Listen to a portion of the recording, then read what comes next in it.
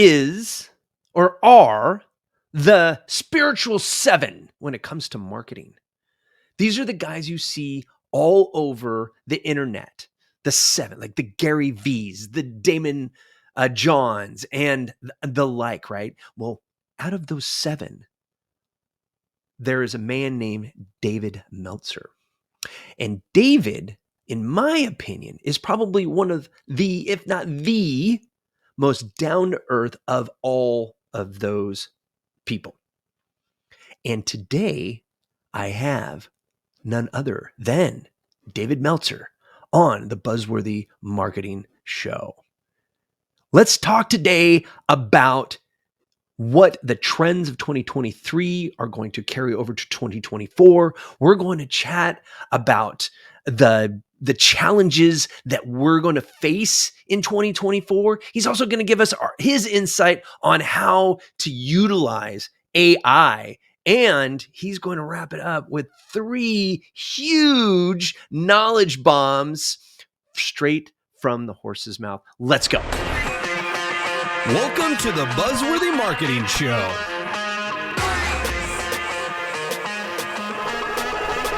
Welcome to the show, David Meltzer, the one and only. Where are you calling in from, man? Oh, I'm in my closet here in Orange County. I'm so blessed to have some of the biggest stadiums.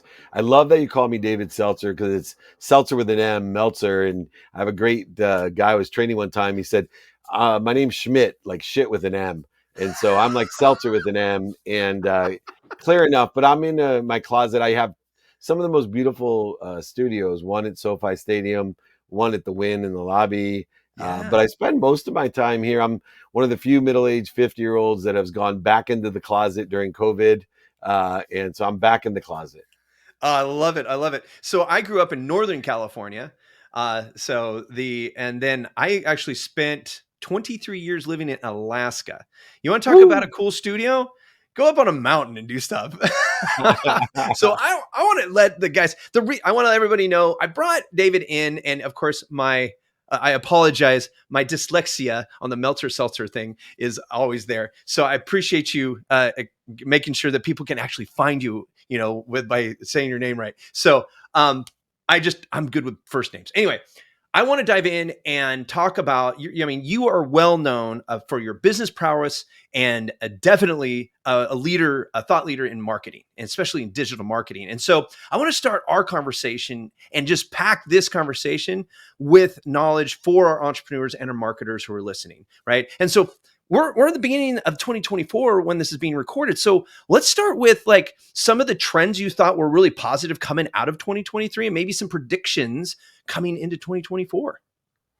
Well, the spiritual 7 was a trend in branding. So people were utilizing collaborations through 2023, and it seems like they overuse them. And I am victimized and a perpetrator of this marketing fraud where you see 7 of the exact same people that look exactly the same that are promoted and marketed together for the greatest entrepreneurial shows on earth, and not that they don't pay me well, but I, leaned into that in 2023, and I think it's going to change. I see so many people realizing that if you truly want to impact entrepreneurs, then you have to stand on your own. You can't be part of the spiritual 7, the famous triangle marketing, branding, and collateral that we see on everybody's platforms. And not to say you won't see me there. I'm doing the Aspire Tour. I'm doing Sigma. I'm doing Web Summit.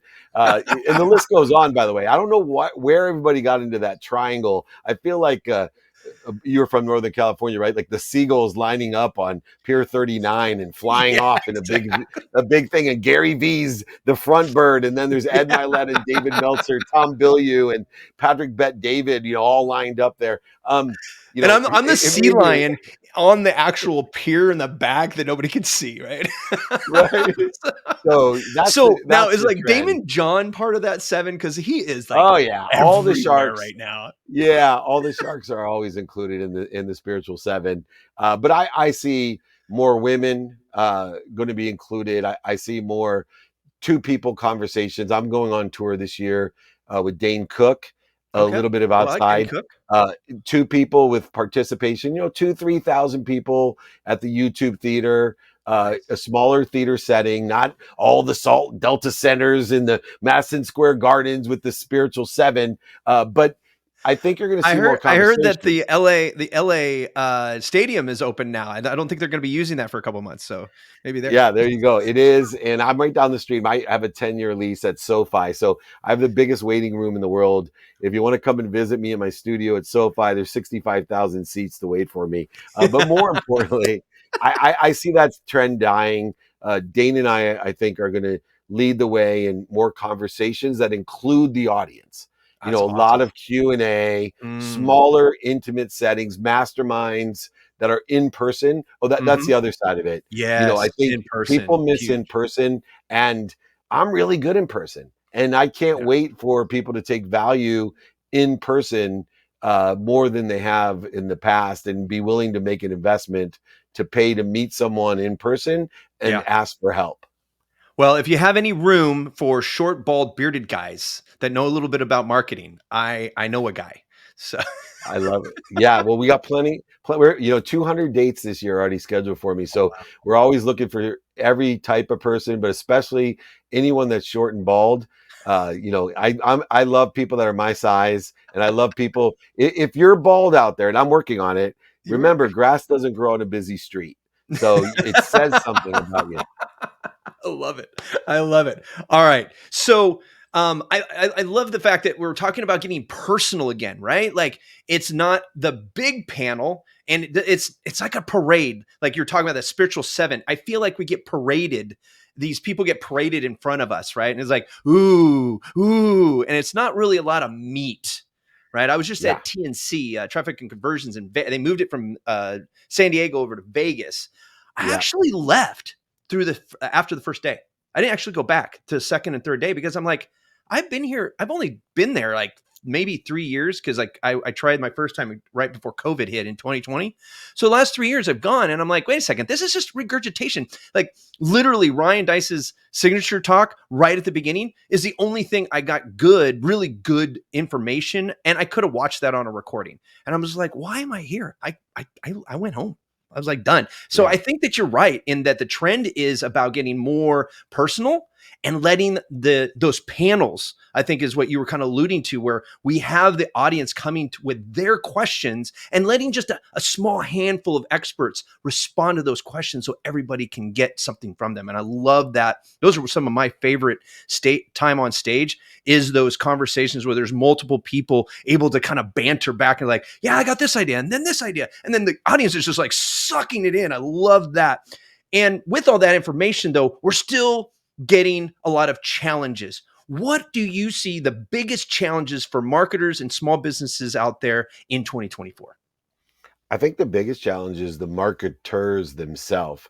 I have never seen. I'm a lawyer who, sold legal research online to make my money.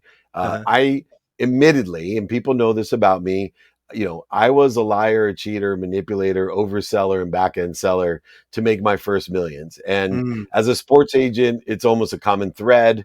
And in sports marketing and entertainment, I saw a lot of it. It's also genetically and energetically inherited by me. So my dad's, my uncles, we were great car salesmen and real estate guys. But love I it. will I will tell you this. I have not met a bigger group of bullshitters than people that are in digital marketing or 19-year-old life coaches.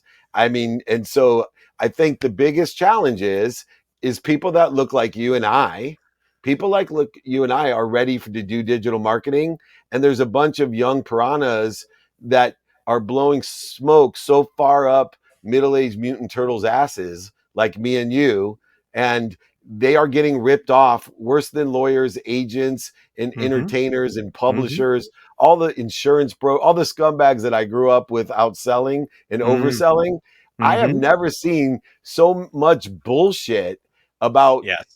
let me just give you a rule about digital marketing. If somebody tells you they know what the F, $3,000 a month is going to do for your brand, they are lying to you. There's trillions of variables. They are lying to you. If you don't find someone that can test and go, then go away. And so Exactly. stop buying the bullshit. And that's the biggest challenge is the marketers and the bullshit. Oh, and AI is making it even worse. But back to your point, I deal with that every day as a fractional CMO, right? Right. I'm dealing with guys who went through, have usually by the time they get to me, they've gone through a handful, like at least a half a dozen agencies. Agencies can be even worse than those individual marketers because agencies. I was just talking to a author friend of mine. She just broke the world record for summiting the most second peaks in the world. Like she did all of them, right? And she wrote a book. Well, as she was writing the book, she had an agency like, "Hey, we're gonna blow you up, 20 grand a month." And when she got introduced to me, and I'm like, "Hey, let me help you with that." And she's like, "Yes, I want to do that." She started telling me about that. I'm like, "So how long have you been doing that?" I said, "Oh yeah, about 6 months." That means she's $120,000 in. They hadn't even touched her book. They haven't even touched what her offer was going to be after the book. All of that stuff. And I'm like, $120,000. I No could have wonder you put don't you have on any hair, bro. TV for less than that and got 10 times more and done nothing. And those stories, sadly enough, I know we're laughing out of misery, like because there's people that we care about. I get them all the time. I have a huge coaching business, and part of what I do is help to trust and vet people. And it's amazing, like really super successful people like buy into ego and bullshit, and they allow themselves, oh, I'll get you on Dave Meltzer's podcast. And they literally are sold that if I love my podcast, but it's not worth 50 grand to come on. 10 grand, I can back that up with business development, post-production content, and distribution. I quantify what you can get for 10 grand if you really want to be on a big podcast, but Right. they're selling it sometimes for 50, 70 grand. Like, Those are like PR firms selling it. Yeah. Oh, And, oh. and, and, I and think look, they're the second worst. I know I I'm think they're the selling against second worst myself. than digitals.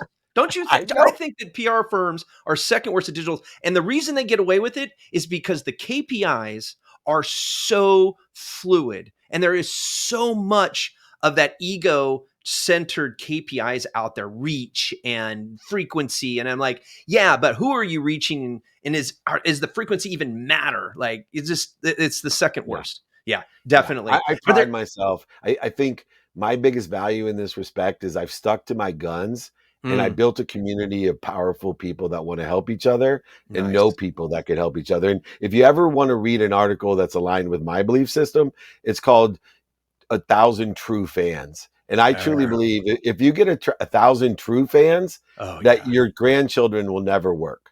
Exactly. I love it. Yeah, I tell people about that on their email. Better than 12 million fake ones, trust me. There you go. I'm telling you that. People think that their likes and on social media and stuff like that are going to blow up their business. I'm like, no, these are all empty. They're just BS KPIs. It's AI, half of it's AI. Yeah. Oh yeah, bots. They've been plaguing us on social media forever. Like I now work towards automating social media for my service-based businesses so that the SEO can work in the background because nobody's hanging out at my dental group's social media channels. Like what is the most awesome thing to talk about teeth today? Like nobody's doing that. That's actually going to go If and they get are, work you done. should report them to the FBI. True statement. Hey, I don't want to run out of time, and there's two more things I want to ask you today. One, we just touched on it a couple minutes ago, was AI. What is your take on AI as it comes to marketing small businesses? Oh, it's so easy. AI is a servant, not your master. So look for the capabilities that you can replace with AI, not the person. What I have done, and I did this in 2023, I took every one of my valuable people and I say, what are you doing that's invaluable? And what can I replace? Inputting things, responding to like all of and I have saved literally millions of dollars by taking things off of my people's plate, giving it to AI or giving it to VAs, and then allowing them to only do shit that makes a lot of money, not manual stuff, right? I wish AI, and it will someday clean my house, right? Yeah. AI, because you don't Well, need My little thing, my Roomba does that. It's using Yeah. AI. It I'm talking learned about my room. I'm talking about everything in my house. Oh, But yeah. Well, you I got know to get a a lot June of oven wives then, a lot of David. wives You out got to there get are a like, June oven. It's the smart right. oven. Though that we're collecting robots. We get It's you. a servant. So my Yeah. point is the AI is a servant, not your master. Don't be afraid of it. Remember this. Last thing to say about AI as we get to the last point, because I will tell you, remember, a hammer can build a house, but it also can knock it down. Right. AI can build your house, but it also can knock it down. So use it as an appropriate hammer, and you Hmm. will build houses for the rest of your life. I love it. Yes, and I mean, a person with a hammer thinks that everything's a nail, right? Right. And so it's like, You and I got to do more use it for content, man. what We have it's the same worth. sense of humor. It doesn't have to be the only tool. I see so many people who are like, "Oh, I'm getting rid of this and I'm getting rid of that." Da, da, da, da. And I was like, "Listen, AI is what a tool that we use to optimize our time. Period. It's a time saver. AI doesn't create anything new. People forget that, right? So when I do my research, I use AI all the time because it 0 brings to a 1. bunch of data to me so that I, as a human being, can synthesize and then process. And I might even give it a feedback loop and say, hey, listen, now that you've got this information, I want to take this part of that information. I want you to now use it to do blah, blah, blah, blah, whatever that is. Something that would manually take me longer, or one of my VAs. Yeah, when you have a lot of content like you and I, one of the cool thing is have your employees take an email response and say, respond to this email as if I was David Meltzer, speaker, author, entrepreneur. Love it. And it answers it better than if it was me. Or, translation's a big area that AI is going to be huge in. It's, Oh, you know, huge. go ahead, and when I say translation, not just languages, but I study the Course in Miracles and I'm like, hey, can you rewrite this passage of the Course in Miracles as if you're, David Meltzer, speaker, author, entrepreneur. Now it's putting it into my language. Love And it. I'm like, oh shit, that's what that means. That's I cool. love that. That is awesome. And another thing that I'm seeing a lot of is utilizing the automations of those. So not only letting it chew the big data for you, but then automating the steps from the entrance to the output of that data is huge. And that's something that we're trying to show, small business owners. Like, there are things that you do, like you were saying, rote stuff that just has to happen over and over and over again. It's like, those are the things you automate. There is a formula. Once you have a formula, you can automate it, and AI is going to do a really good job of that.